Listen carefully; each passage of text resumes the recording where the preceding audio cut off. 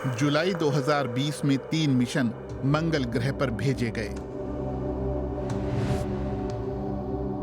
संयुक्त अरब अमीरात अपने पहले अंतरिक्ष यान के जरिए मंगल ग्रह के परिवेश की पड़ताल करना चाहता है।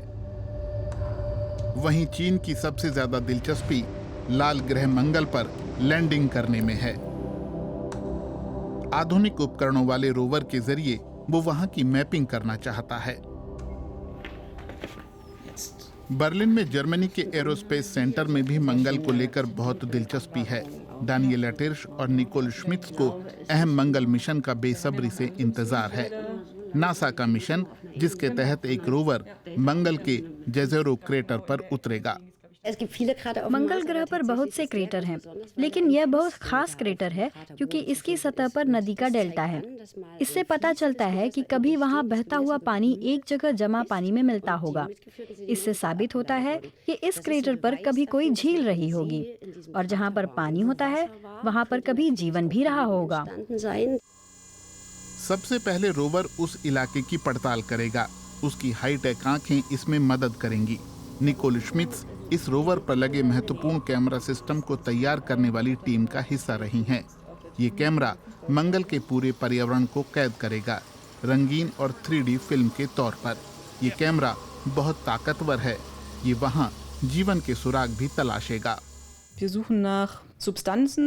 हम ऐसे पदार्थ, तत्व और पैटर्न तलाश रहे हैं जो तभी पैदा होते हैं जब जीवन होता है। मसलन हमें माइक्रोब का कोई जीवाश्म मिल जाए तो ये एक जैकपॉट होगा। वैसे हमें इसकी उम्मीद तो नहीं है, लेकिन मिल जाए तो ये लॉटरी जीतने जैसा होगा।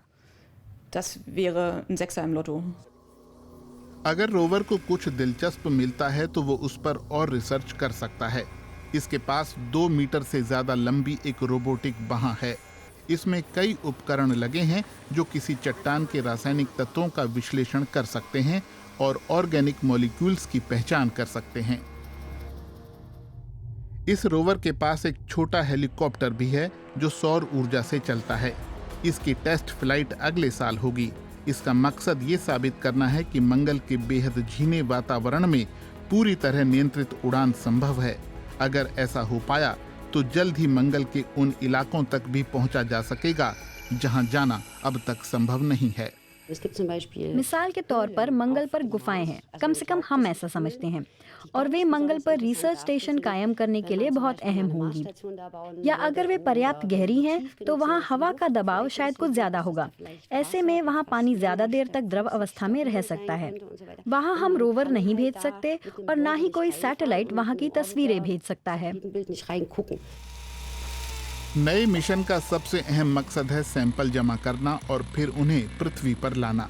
रोबोटिक बांह को नमूने लेकर एक खास जगह पर रखने होंगे।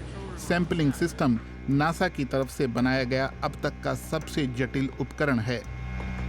3 रोबोटिक सिस्टमों को बहुत सटीकता से मिलकर काम करना है। उन्हें नमूनों को मापना होगा, उनकी फोटो लेनी होगी और उन्हें सील करना होगा। रोवर नमूनों को मंगल की सतह पर रखेगा, जहां से बाद में उन्हें पृथ्वी पर भेजा जाएगा।